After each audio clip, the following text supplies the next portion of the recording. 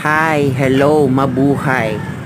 I do believe in saying or naniniwala po ako sa isang kasabihan kung ang mga lalaki inihahambing sa lupa at ang mga babae naman inihahambing sa langit at ang mga Becky ay inihahambing sa kulog na siyang kakalog sa inyong mga eglog.